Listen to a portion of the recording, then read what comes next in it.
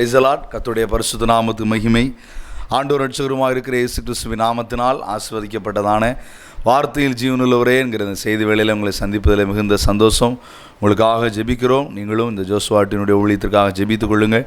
கர்த்தருக்கு மகிமை. கர்த்தர் எங்களை அழைத்து வைத்திருக்கிற அல்லேலூயா ஜெபத்தினுடைய ஊழியத்திற்காகவும் ஜெபித்துக் கொள்ளுங்கள். நீங்கள் எப்போதும் எங்களுக்கு தொடர்பு கொள்ளலாம். உங்களுடைய ஜெப விண்ணப்பங்கள் நாங்கள் தொடர்ந்து ஜெபிக்கிறோம். நாங்கள் சில நேரம் ஊழியத்தின் நிமித்தமாய் நாங்கள் ஃபோன் அட்டன் பண்ண முடியாவிட்டாலும் எங்களுக்கு அந்த செய்தியை நீங்கள் அந்த வாட்ஸ்அப்பில் நீங்கள் அந்த ஜெப குறிப்பை நீங்கள் அனுப்பி வைக்கலாம். உங்களுக்காக நாங்கள் தொடர்ந்து ஜெபிக்கிறோம். நீங்களும் ஊழியத்துக்காக ஜெபம் பண்ணுங்க. கர்த்தர் உங்களை ஆசீர்வதிப்பார். ஆமென். அல்லேலூயா. கர்த்தருடைய நாமம் மகிமைப்படட்டும். இந்த மாத ஆசீர்வாதமாக நாம் தேவ வசனத்தை நாம் தியானித்து வருகிறோம். கர்த்தருக்கு ஸ்தோத்திரம். முதல் வாரமாக இந்த வாரம் நாம் பார்க்கக்கூடியதான தலைப்பு வசனத்தை திருப்பிக் கொள்ளுங்கள். வாசிப்போம். சங்கீதங்களின் புஸ்தகம் 63வது சங்கீதம் 63 7வது வசனத்தை பாருங்கள். இந்த மாத நமக்கு ஆசீர்வாதமான தலைப்பு வசனம். சங்கீதக்காரனாகிய தாவீதின் மூலம் ஆவியானவர் தந்திருக்கிறதான வேத வசனம் பாருங்கள். 7வது வசனத்தை பாருங்கள். சங்கீதம் 63:7. நீர் எனக்கு துணையாக இருந்ததினால் உமது செட்டைகளின் நிழலிலே களி கூறுகிறேன். ஆமென். அல்லேலூயா. கர்த்தருக்கு மகிமை. ஜெபிப்போம். எங்கள் அன்பின் பரலோக பிதாவே, இயேசுவின் நாமத்தினால் உம்மை துதிக்கிறோம், உம்மை ஸ்தோத்திரிக்கிறோம். கிருபையாய் தந்த நல்ல இந்த வேலைக்காக ஸ்தோத்திரம்.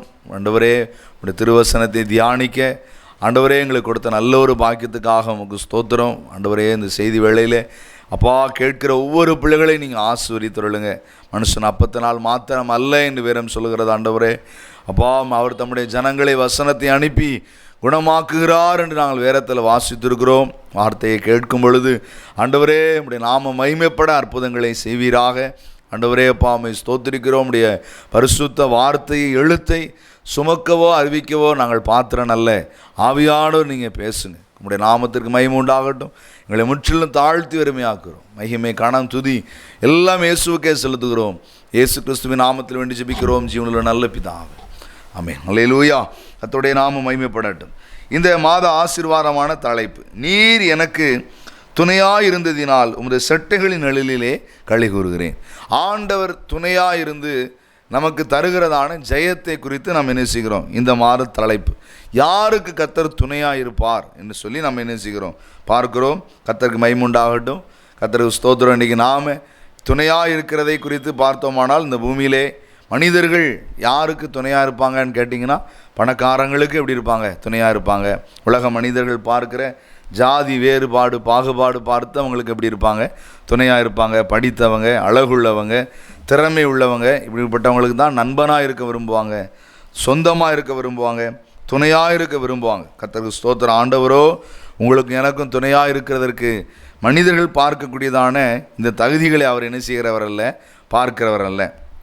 கர்த்தருடைய நாமத்தின் மகிமை. ஏனென்றால் நாம் இன்றைக்கி துணையாக இருக்கிறதற்கு அநேக தகுதிகள் என்ன செய்கிறோம் பார்க்குறோம். கர்த்தருக்கு ஸ்தோத்திரம். ஒரு ஏழையை பார்த்து, ஒரு இல்லாதவனை பார்த்து இவர் எனக்கு சொந்தம்னு சொல்ல நிறைய பேர் என்ன செய்ய மாட்டாங்க, விரும்ப மாட்டாங்க. வியாதியஸ்தரை பார்த்து இவர் எனக்கு நண்பன் என்று சொல்ல என்ன செய்ய மாட்டாங்க, விரும்ப மாட்டாங்க. பெற்ற பிள்ளைகள் கூட தாய் தகப்பனை என்ன செய்யாமல் போயிருந்தாங்க. கடைசி நாட்களில் அவங்களை தாய் தகப்பனை கவனிக்காமல் என்ன செய்கிறதாங்க. அநேக வேதனைகளை நாம் என்ன செய்கிறோம் பார்க்கிறோம். கர்த்தருக்கு ஸ்தோத்திரம். கர்த்தருக்கு மகிமை. இதெல்லாம் மிகுந்த வேதனைக்குரியது. ஏனென்றால் துணையை என்று நினைத்தார்கள். ஆனால் அதெல்லாம் எப்படி இருக்கிறது? வினையாய் போய் என்ன செய்கிறது இருக்குது. சிலர் சொல்கிறாங்க, எங்களுக்கு யார் முக்கியம் இல்லை, எங்கள் பிள்ளைகள் எனக்கு போதும் அப்படின்னு சொல்லுவாங்க. கடைசி பார்த்தா அந்த பிள்ளைகள்லாம் தாய் தகப்பனை என்ன செய்கிறது இல்லை, கவனிக்கிறது இல்லை. இந்த வார்த்தையை கேட்குற அருமையான சகோதரனே, சகோதரியே, உங்களுடைய தாய் தகப்பன் நீ கவனிக்காதிருப்பாயானால் ஆவியானவனோடு கூட இடைபெறும். வாழ்நாட்கள் நீடித்திருப்பதற்கு உன் தாயும் தகப்பனையும் கனம் பண்ணுவாயாக என்று வேதத்தில் என்ன செய்யப்பட்டிருக்கிறது, எழுதப்பட்டிருக்கிறது. இன்றைக்கி அநேகர் காலையில் எந்திரிச்ச உடனே வேகமாக வாக்கிங்லாம் போகிறாங்க. எதுக்குன்னு கேட்டால் அப்போ தான் சுகர்லாம் நார்மலாக இருக்கும், உடம்புல நல்ல ஹெல்த் இருக்கும், நல்ல நீடித்த நாள் வாழலாம்னு நினைக்கிறாங்க. அது ஒரு பக்கம் இருக்கட்டும். தாய் தகப்பனை கனம் பண்ணிங்கன்னா உங்களுடைய வாழ்நாள் நீடித்திருக்குன்னு ஆண்டவர் சொல்லியிருக்கிறார். உங்களுடைய தாய் தகப்பனை கவனிங்க. அவர்கள் முதிர் வயதாகும் போது அவங்கள என்ன செய்யாதீங்க, கனவீனப்படுத்தாதீங்க. துணையாக இல்லாமல் இன்றைக்கி அநேக பேர் எப்படி அலையிறாங்க, வீதிகளில் அலையிறாங்க. அநேக அதாவது தாய் தகப்பன்மார் அனாதை ஆசிரமங்களில் கொண்டு என்ன செய்யப்பட்டிருக்கிறாங்க, விடப்பட்டிருக்கிறாங்க. கர்த்தருடைய நாமத்திற்கு மகிமை. இது குறித்து மிகுந்த வேதனை. இன்றைக்கி அநேக ஆண்டவரை அறியாதவங்க கூட நம்முடைய இந்திய தேசத்தை குறித்து, தமிழ்நாட்டை குறித்து சந்தோஷப்படுவாங்க. என்ன சந்தோஷம் அப்படின்னா, மிஷினரிகள், கர்த்தருடைய ஊழியக்காரர்கள், கிறிஸ்தவர்கள் நம்முடைய தேசத்துக்கு வந்ததுக்கப்புறம் தான் நல்ல கல்வி வந்தது, ஒழுக்கம் வந்தது, ஆமாம் நிறைய நற்குணங்கள் வந்தது அப்படின்னு சொல்லி நம்ம முன்னேற்றத்துக்கு காரணமே கிறிஸ்தவர்கள், தேவ பிள்ளைகள்னு சொல்லி அநேகர் சொல்கிறத நம்ம பார்க்குறோம். அதே நேரம் கர்த்தருக்கு ஸ்தோத்திரம், இந்த படிக்கிற அந்த படிப்பும் ஞானமும் பட்டமும் பதவி வந்ததுக்கப்புறம் இந்த பெரியவங்களை என்ன செய்யாமல் போயிருந்தாங்க, கவனிக்காமல் போயிருந்தாங்க. மிகுந்த வேதனையாக இருக்குது. அந்த நாட்களில் இவ்வளோ அநாத ஆசிரமங்கள்லாம் கிடையாது. இன்றைக்கி அநேக அநாத ஆசிரமங்கள் எப்படி இருக்குது, பெருகி கிடக்கிறது. மிகுந்த வேதனை இயேசு கிறிஸ்துவின் நாட்களிலேயே நடந்திருக்கு. தாய் தகப்பனை கனம் பண்ணுறேன் அப்படின்னு சொல்லிட்டு அந்த அளவின்படி பணத்தை கொடுத்துருவாங்களாம். அவங்க சாப்பிட்றாங்களா இல்லையான்னு முக்கியம் இல்லை, அவங்களுக்கு சாப்பிட்றதுக்கு என்ன பணமோ அதை தான் கொடுப்பாங்கன்னு சொல்லி. நான் கடந்த நாளில் எங்கள் ஐயாவுடைய பிறந்த நாளுக்கு சில ஏழைகளுக்கு கொஞ்சம் கொடுக்கறதுக்காக போயிருந்தேன். அப்போது சாப்பாடு கொடுக்கறதுக்காக போயிருந்த நேரத்தில் அங்கே இருந்த பெரியவங்க சாப்பாட்டின் மேலே அவங்களுக்கு பிரியம்லாம் இல்லை. அவங்க சொன்னாங்க, தம்பி கூட கொஞ்சம் நேரம் இருந்து பேசிகிட்டு இருங்க அப்படின்னாங்க. அதில் யோசித்து பாருங்கள், ரொம்ப கவலையாக இருந்தது எனக்கு. அவங்களுக்கு சாப்பாடு முக்கியம் இல்லை, அன்பாக கூட இருந்து பேசுகிறதுக்கு அவங்களுக்கு யாரும் இல்லை, ஆள் இல்லை. கர்த்தருக்கு ஸ்தோத்திரம். ஆனால் அவங்க வாழ்நாளெல்லாம் அந்த பிள்ளைகளுக்காக தான் வாழ்ந்தாங்க. பிள்ளைகள் எனக்கு துணையாக இருக்கும் அப்படின்னு நினச்சாங்க. ஆனால் இன்றைக்கி யாரும் இல்லை, துணை இல்லை. மனைவியோ கணவனோ புருஷனோ பிள்ளைகளோ இன்றைக்கி ஜாதி ஜனமோ யாரும் நமக்கு துணை இல்லை. நாசியிலே சுவாசமுள்ள மனுஷனை நம்பாதீர்கள் என்று சொன்ன வேத வசனம் இன்றைக்கி என்ன செய்து கொண்டிருக்கிறது, நிறைவேறி கொண்டிருக்கிறதுனால பணமோ பொருளோ ஜாதி ஜனமோ நமக்கு துணையாக இருப்பதில்லை. கர்த்தரே நமக்கு யாராக இருப்பார், துணையாக இருப்பார். இந்த தேவன் என்றென்றைக்கும் உள்ள சதா காலங்களுக்கும் அவர் நம்முடைய தேவன். அவர் மரண பரியந்து அவர் நம்ம என்ன செய்வார், நடத்துவார். கண்டிப்பாக கர்த்தரே உங்களுக்கு எப்படி இருப்பார், துணையாக இருப்பார். அருமையான யாக்கோவை பார்த்து சொன்னார், நான் உனக்கு சொன்னதை செய்யும் அளவும் உன்னை விட்டு விலகுவதும் இல்லை, உன்னை கைவிடுவதும் இல்லை என்று சொன்னார். அவர் உங்களை உதறி தள்ளுகிற தேவன் அல்ல, உங்களை விட்டு தூரம் போகிறவர் அல்ல. கர்த்தருக்கு மகிமை உண்டாகட்டும். ஆனால் இன்றைக்கி நீங்கள் கடன் கஷ்டத்தோடு இருப்பீங்கன்னா அநேகர் உங்களை விட்டு என்ன செஞ்சிருவாங்க, தூரமாக போயிடுவாங்க. வியாதியாக இருக்கிறேன்னு அநேகர் தூரமாக போயிடுவாங்க. கர்த்தருக்கு ஸ்தோத்திரம். அதனால் அப்படினால் நீங்கள் நானும் கர்த்தரை உங்களுக்கு யாராக கொண்டிருக்க வேண்டும், துணையாக கொண்டிருக்கணும். தேவனை துணையாக கொண்டிருக்கிறதற்கு எந்த விதமான தகுதிகளும் நமக்கு தேவையில்லை. உலகத்திலே மனிதர்கள் பார்க்கிற தகுதிகள் தேவையில்லை. என்ன ஆண்டவர் எதிர்பார்க்கிறார், கர்த்தர் உங்களுக்கு துணையாக இருந்து இந்த களிகூறுதலை, நீர் எனக்கு துணையாக இருந்ததினால் ஒரு செட்டைகளின் நிழலிலே என்ன செய்கிறேன், களி கூறுகிறேன்.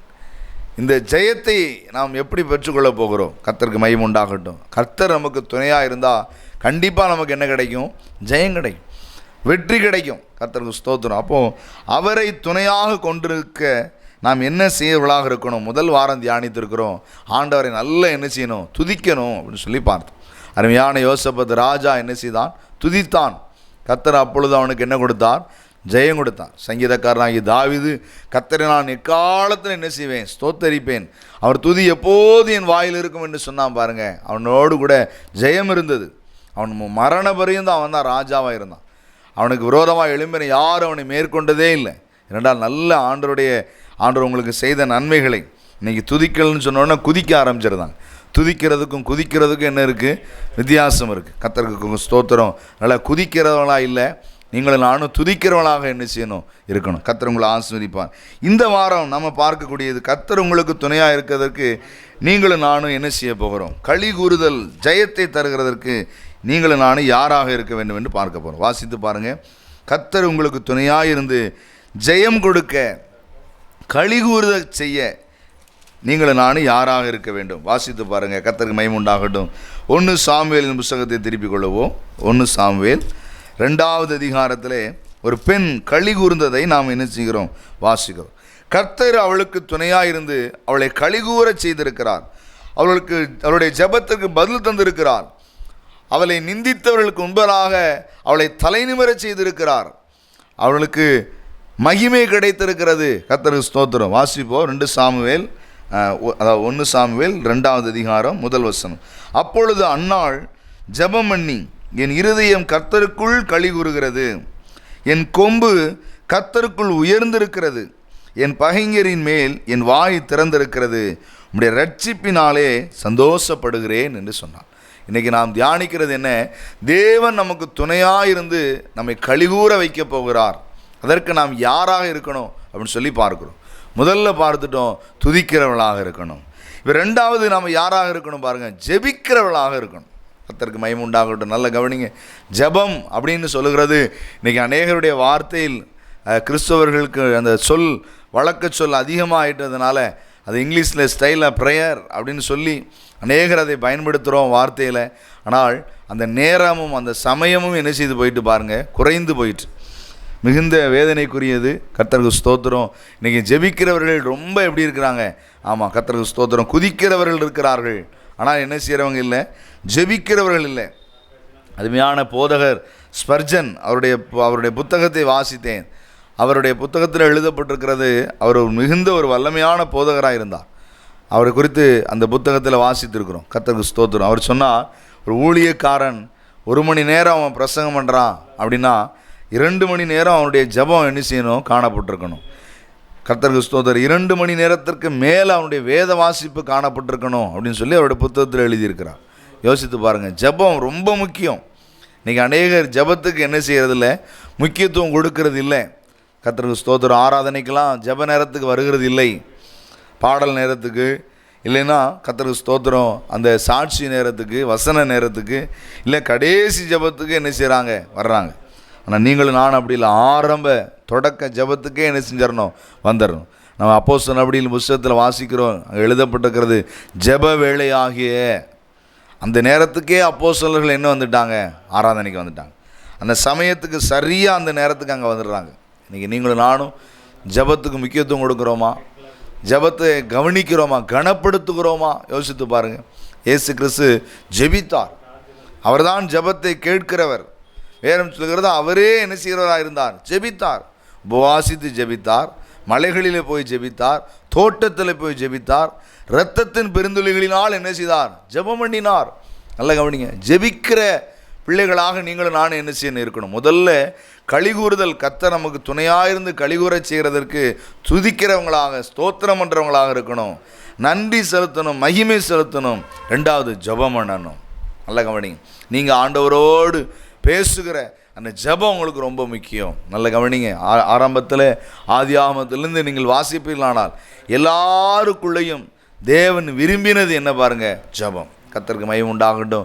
இன்றைக்கி அநேகருடைய வாழ்க்கையில் ஜெபம், எந்த விசுவாசிக்குள்ளே, எந்த தேவ பிள்ளைக்குள்ளே ஜெப வாழ்க்கை குறைய ஆரம்பிக்கிறதோ அவங்க பாவத்துக்கு அடிமையாகிட்டு இருக்காங்கன்னு அர்த்தம். எந்த பிள்ளைகளுக்குள்ளே ஜெப வாழ்க்கை குறைஞ்சிக்கிட்டே போகுதோ அவங்களால பிசாசை இனிமேல் எதிர்க்க முடியாது, உலகத்தின் அசுத்தங்களை அவங்க ஜெயிக்க முடியாது. ஜெப வாழ்க்கை சரியில்லைன்னா அவங்க விழுந்து போயிடுவாங்க. கர்த்தருக்கு ஸ்தோத்திரம். நல்ல கவனிங்க. ஆனால் தேவ சுத்தம் உங்களுக்குள்ளே நிறைவேறணும். உங்களை கொண்டு கர்த்தர் என்ன காரியத்தை செய்ய நினைத்தாரோ அதை செய்து முடிக்கணும்னா ஜெபம் ரொம்ப முக்கியம். கர்த்தருக்கு மகிமை உண்டாகட்டும். நீங்கள் எப்போல்லாம் உங்களுக்கு டைம் கிடைக்கிறதோ, எந்த நேரம்லாம் உங்களுக்கு டைம் கிடைக்குதோ நீங்கள் நல்லா என்ன செய்யுங்க, ஜெபம் பண்ணுங்க. கர்த்தருக்கு மகிமை உண்டாகட்டும். கர்த்தருக்கு ஸ்தோத்திரம். இந்த அருமையான பெண் என்ன செய்தால் பாருங்கள், அன்னாள் ஜெபிக்கிறாள். ஆலயத்திற்கு வந்து என்ன செய்தால், ஜெபித்தாள். கர்த்தருக்கு மகிமை உண்டாகட்டும். வாக்கு கடங்காத பெருமூச்சின் இறைச்சலோடு ஜெபித்தாள். ஆவியிலே நிறைந்து ஜெபித்தாள். வேறும் சொல்கிறது, அவள் பேசின வார்த்தையை அந்த ஊழியக்காரனால் கிரகிக்க முடியவில்லை. அவன் சொன்னான், ஏலி என்கிற ஊழியக்காரன், இவள் மது அறிந்திருப்பா போல அப்படின்னு சொன்னான். அந்த அளவுக்கு தேவனிடத்தில் புலம்பினாள். இன்றைக்கி மனுஷன்கிட்ட போய் புலம்புறாங்க, பக்கத்து வீட்டில் போய் புலம்புறாங்க, சொந்தக்காரங்கிட்ட போய் புலங்குறாங்க, நண்பர்கள்ட்ட போய் புலம்புறாங்க. ஆனால் வேதத்தில் ஒரு புத்தகமே இருக்குது எரேமியாவை குறித்து, புலம்பல். நீங்கள் யார்கிட்ட உங்களுடைய புலம்பலை கேட்குறவர் கர்த்தர். அவரிடத்தில் நீங்கள் பேசுகிற ஒரு வார்த்தை கூட கீழே விழுந்து போகாது. கர்த்தருக்கு ஸ்தோத்திரம். வேதம் சொல்கிறது, அவருக்கு ஒரு பெயரே என்ன பேர் தெரியுமா, ஜெபத்தை கேட்கிறவரே. கர்த்தருக்கு மகிமை உண்டாக. நீ எப்போ பேசுவேன், நீங்கள் அவன் எப்போதும் ஆண்டவர்கிட்ட பேசுவீங்க. ஏன்னா அவருக்கு பேரே கேட்கிறவர். கண்ணை உண்டாக்கினவர் காணாரோ, காதை உண்டாக்கினவர் கேளாரோ என்று வேதம் சொல்கிறது. பாருங்கள், நீங்களும் நானும் என்ன செய்யணும், ஜெபம் பண்ணணும். ஜெபம் நம்மளுடைய வாழ்க்கையில் என்ன தரும் பாருங்கள், கழிகூறுதலை, ஜெயத்தை தரும். கர்த்தர் உங்களோடு கூட துணையாக இருப்பார். ஜெபிக்கிற பிள்ளைகள் ஒரு நாள் தோற்று போனதா சரித்திரம் கிடையாது. ஜெபிக்கிற பிள்ளைகள் வெட்கப்பட்டு ஒரு நாளும் போக மாட்டாங்க, தலை குனிந்து போக மாட்டாங்க. கர்த்தருக்கு ஸ்தோத்திரம். ஜெபிக்கிற பிள்ளைகளை யாராலும் ஜெயிக்கவே முடியாது. கர்த்தருக்கு ஸ்தோத்திரம், கர்த்தருக்கு மகிமை. அதனால் ஆண்டவர்கிட்ட கேளுங்க, ஆண்டவரே எனக்கு நல்ல ஜெப ஆவியை தாங்க. நல்லா காத்திருந்து ஜெபிக்கணும், உபவாசித்து ஜெபிக்கணும், விழித்திருந்து ஜெபிக்கணும். ஆமென். கர்த்தருக்கு ஸ்தோத்திரம். விசுவாசத்தோடு ஜெபிக்கணும், பெற்றுக்கொள்ளும்படியாக ஜெபிக்கணும். கர்த்தருக்கு ஸ்தோத்திரம். இந்த அருமையான அன்னாளுக்கு கிடைத்த இந்த கலிகூறுதல் எப்படி கிடைத்தது? அவள் ஜெபம் பண்ணினாள். ஆலயத்திற்கு வந்து என்ன செய்தாள்? ஜெபம் பண்ணினாள். கர்த்தருக்கு ஸ்தோத்திரம். ஜெபத்தில் நீங்களுடைய தனி ஜெபம் இருக்கலாம், உங்களுடைய குடும்ப ஜெபம் இருக்கலாம். அதே நேரம் நீங்கள் ஆலயத்துக்கு என்ன செய்யணும்? வரணும். ஏனென்றால் ஆலயத்தை குறித்து வேதம் சொல்கிறது, ஏசாயா தீர்க்கதரிசனத்திலே, என் ஜெப வீட்டிலே நான் அவர்களை மகிழ பண்ணுவேன் என்று எழுதப்பட்டிருக்கிறது. ஆமாம், சபைக்கு இன்னொரு பேரை என்ன தெரியுமா? ஜெப வீடு. ஆமாம், எங்களுக்கு ஆண்டவர் தந்த எங்களுடைய பாசையா அவர்களுக்கு கத்த தந்த வார்த்தை, ஆண்டவரே எங்கள் ஊழியத்திற்கு பேர் என்ன வைக்கணும்னு ஜெபம் பண்ணாங்களாம். ஆமாம், கர்த்தருக்கு ஸ்தோத்திரம். அப்போது ஆண்டவர் அவங்களுக்கு தந்தருளினதான ஒரு ஏவுதல் பாருங்கள், அல்லேலூயா ஜெப வீடு. கர்த்தருக்கு ஸ்தோத்திரம், கர்த்தருக்கு மகிமை உண்டாகட்டும். ஏனென்றால் ஜெபம் கேட்கப்படுகிற இடம். அங்கே அவருடைய கண்கள் திறந்திருக்கிறது, அங்கே அவருடைய செவி என்ன செய்து கொண்டிருக்கிறது? கேட்டு கொண்டிருக்கிறது. எருசலேமுக்கு நேராக பலகணிகளை திறந்து கர்த்தருக்கு ஸ்தோத்திரம், தானியேல் என்ன செய்தான்? ஜெபிக்கிறான். அடிமையாயிருந்த தேசத்தில் இருந்து தேவ சமூகத்தை, ஆலயத்தை நோக்கி ஜெபித்தான். அதனால் உங்களுடைய தனி ஜெபம் இருக்கலாம், உங்களுடைய குடும்ப ஜெபம் இருக்கலாம். ஆனால் இன்னும் என்ன வேணும்? ஆலயத்திற்கு வரணும், சபை கூடுதலுக்கு வரணும், ஆராதனைக்கு வரணும். ஜெப வீட்டில் வந்து நீங்கள் என்ன செய்யணும்? ஜெபம் பண்ணணும். கர்த்தருக்கு மகிமை உண்டாகட்டும். நல்ல கவனிங்க. ஏனென்றால் இந்த கல்லின் மேல் சபையை கட்டுவேன், பாதாளத்தின் வாசல் என்ன செய்வதில்லை? மேற்கொள்வதில்லை. தேவனுடைய இரத்தத்தினால் சம்பாதிக்கப்பட்டது சபை. வேதம் சொல்கிறது, வானத்துக்கும் பூமிக்கும் ஏணி வைக்கப்பட்டிருந்ததாம், ஏறுகிறதையும் இறங்குகிறதையும் கண்ணார கண்டான் யாக்கோபு. அது என்ன இடம் தெரியுமா? அதுதான் சபை. கர்த்தருக்கு மகிமை உண்டாகட்டும். அங்கேதான், அந்த எருசலேமில் தான் கிறிஸ்து பிறந்தார். அப்பொழுது அப்படிப்பட்ட தேவன் விரும்புகிற ஸ்தலம் ஜெப வீடு. அதனால் நீங்கள் ஆலயத்திற்கு வாங்க. அப்போஸ்தலர்கள் ஆலயத்திற்கு வந்தார்கள், இயேசு கிறிஸ்து ஆலயத்திற்கு வந்தார், ஜெப ஆலயத்திற்கு வந்தார், எருசலேமுக்கு வந்தார். பவுல் வேதம் சொல்கிறது, அவர் உலகமெல்லாம் கலக்கினவராக இருந்தார். வேற எல்லாரும் சொன்னாங்க, உலகத்தை கலக்கிறவர்கள் இங்கேயும் வந்து விட்டார்கள். ஒவ்வொரு நாட்டுக்காரங்க அவரை பார்த்து சொன்னாங்க. ஆனால் அவரோ என்ன செஞ்சிருவாராம் பாருங்கள், சரியாக எங்கே வந்துடுவாராம்? ஆமாம், கர்த்தருக்கு ஸ்தோத்திரம், ஜெபத்துக்கு வந்துடுவார், ஆலயத்திற்கு வந்துடுவார். கர்த்தருக்கு ஸ்தோத்திரம். வருஷத்தில் அந்த எல்லாரும் கூடுகிற அந்த அந்த நாளில் அவர் எருசலேமுக்கு வராமல் இருக்கவே மாட்டார். நீங்களும் நானும் அதனால் ஆண்டுடைய சமுதாயத்தில் ஜெப வீட்டுக்கு வரணும். எதற்காக தெரியுமா? இன்றைக்கி ஜெப வீட்டுக்கு வர்றாங்க எதுக்குன்னு கேட்டால், பட்டம், மூப்பர், கர்த்தருக்கு ஸ்தோத்திரம், பிஷப், அப்படி இப்படின்னு எல்லாமோ பேர் வச்சுருக்கிறாங்க. அந்த அந்த அதிகாரம் அதுக்கு இல்லை, ஜெபம் பண்ணுறதுக்கு வாங்க. கர்த்தருக்கு ஸ்தோத்திரம், கர்த்தருக்கு மகிமை. அப்பொழுது கர்த்தர் உங்களுக்கு என்ன தருவார் தெரியுமா? கலிகூறுதலை தருவார். இங்கே எழுதப்பட்டிருக்கிறது, அவள் ஜெபம் பண்ணா. அருமையான அன்னாள் தேவனுடைய ஆலயத்தில் வந்து ஜெபித்தாள். மலடி அடைக்கப்பட்டிருந்தது அவளுடைய கற்பம். கர்த்தருக்கு ஸ்தோத்திரம். மிகுந்த வேதனை அவளுக்கு துக்கம் மீறவே இல்லை. அவருடைய துக்கமெல்லாம் மாறிட்டு, அவருடைய கஷ்டமெல்லாம் மாறிட்டு, அவருடைய துன்பமெல்லாம் மாறிட்டு. கர்த்தருக்கு ஒரு விசேஷித்த ஆசீர்வாதம் என்னென்னா, இவ குடும்பத்தில் ஜெபிக்கிற பிள்ளைகளுடைய குடும்பத்திலிருந்து கர்த்தர் ஒரு பெரிய தீர்க்கதரிசி என்ன செய்திருக்கிறார். மழையை நிற்க சொன்னால் மழை நின்றுமா, அவர் சொன்னாதான் மழையை என்ன செய்யுமா? பெய்யுமா. அப்பேற்பட்ட ராஜாக்களை அபிஷேகம் பண்ணுகிற ஒரு தீர்க்கதரிசி. அப்படிப்பட்ட தீர்க்கதரிசியை பெற்றெடுக்கிறதுக்கு காரணம் ஜெபம். நல்ல கவனிங்க. இன்றைக்கி தீர்க்க தரிசன வரத்தை விரும்புங்கள் என்று பவுல் எழுதியிருக்கிறார். இதற்கு ஜெபம் ரொம்ப முக்கியம். நல்ல ஜெபம் பண்ணுங்க, ஆண்டவர்கிட்ட கேளுங்க. ஜெப ஆவி எனக்கு தாரும் என்று சொல்லி கேளுங்க. ஆண்டவர் உங்களோடு உறவாடணும் ஐயா அப்படின்னு சொல்லி ஆண்டவர்கிட்ட என்ன செய்யுங்க? கேளுங்க. ஜெபமே நமக்கு என்னது தரும்? ஜெயத்தை தரும். கர்த்தருக்கு ஸ்தோத்திரம். ஜெபிக்கிற பிள்ளைகள் சாத்தானுக்கு எதிர்த்து நிற்கிறவங்களாக இருப்பாங்க. கர்த்தருக்கு மகிமை உண்டாகட்டும். இந்த ஜெபம் அநேக பிள்ளைகளை என்ன செய்தது பாருங்கள்? ஜெயத்தை அவர்களுக்கு கொடுத்தது. கர்த்தருக்கு மகிமை உண்டாகட்டும். வேதத்தில் எழுதப்பட்டிருக்கிறது, அருமையான மோசே என்ன செய்தானா? யோசுவாவை அனுப்பி யுத்தத்துக்கு அனுப்பிவிட்டான். பைபிளில் போட்டிருக்கு, மோசே கர்த்தருக்கு ஸ்தோத்திரம் அந்த கோலை எடுத்து வானத்துக்கு நேராக உயர்த்தி நின்றான். நல்ல கவனிங்க. மோசேயினுடைய கைகள் தளர்ந்த போது அங்கே இஸ்ரவேலர்கள் தோற்க ஆரம்பிச்சிருவாங்களாம். மோசேயின் கைகள் நிமிர்ந்திருந்த போது இஸ்ரவேலர்கள் ஜெயிப்பார்கள். இது என்ன காட்டுகிறது தெரியுமா? ஜெபத்தை, ஆண்டவரோடு இருக்கிற அந்த உறவு, தொடர்பு, அது சரியாக இருந்தால் நம்ம வாழ்க்கையில் ஜெயம் கிடைக்கும். அப்போது எழுந்து செய்தாங்க, ஆரோனும் ஊரும் வந்து என்ன செய்தாங்க? கைகளை பிடித்தாங்க. சேர்ந்து அவர்களும் என்ன செய்தாங்க? ஜெபம் பண்ணாங்க. கர்த்தருக்கு மகிமை. வேதம் சொல்கிறது, எங்கே என் நாமத்தினால் 2-3 பேர் கூடுவீர்களோ அங்கே நான் என்ன செய்கிறேன்? நடுவிலே இருக்கிறேன். கர்த்தருக்கு ஸ்தோத்திரம். வருகிறேன் அல்ல, இருக்கிறேன்.